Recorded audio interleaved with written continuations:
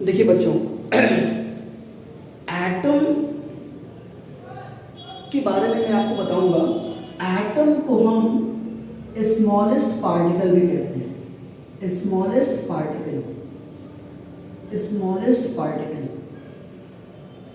Smallest particle मतलब दुनिया का सबसे छोटा पार्टिकल है कौन? एटम। ठीक है। अब स्मॉलेस्ट पार्टिकल की वजह से इसको हम एक नाम से और पुकारते हैं, क्या? Basic unit. Basic unit, basic unit of matter means matter का सबसे छोटा यूनिट कौन है? एटम। ठीक है। अब स्मॉलेस्ट पार्टिकल की वजह से हम एटम को फर्दर तोड़ नहीं सकते, ब्रेक नहीं कर सकते। ठीक है। तो लेकिन एटम दिखता कैसे है? एटम ऐसा दिखता है, एटम ऐसा दिखता है। ये एटम का सेंटर हो गया और ये क्या हो गया? आपका न्यूक्लियस। और न्यूक्लियस में प्लस चार्ज पाया जाता है। क्यों? क्योंकि न्यूक्लियस के अंदर प्रोटॉन पाया जाता है।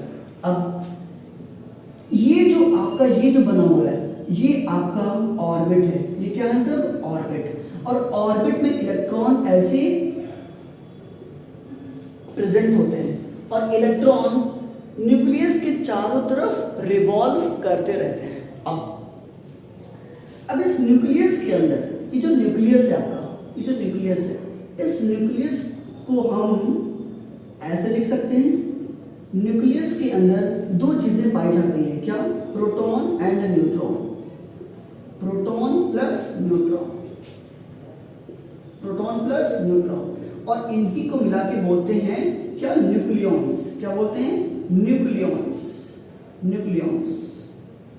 तो अगर कोई पूछे आपसे न्यूक्लियस में चार्ज कैसा है? Plus charge. न्यूक्लियस बना किससे है? प्रोटॉन प्लस न्यूट्रॉन से। और इन्हीं दोनों को मिला के बोलते हैं न्यूक्लियॉन्स। ठीक है। और न्यूक्लियॉन्स हैं कहाँ? न्यूक्लियस के अंदर। अब जो न्यूक्लियस है, इस न्यूक्लियस कहाँ है? एटम के सेंटर पे present, present at the centre, centre of an atom. Atom के सेंटर पे प्रेजेंट होता है।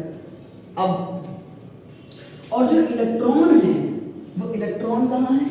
Electron present, electron present, electron present, electron present in the orbit, in the orbit.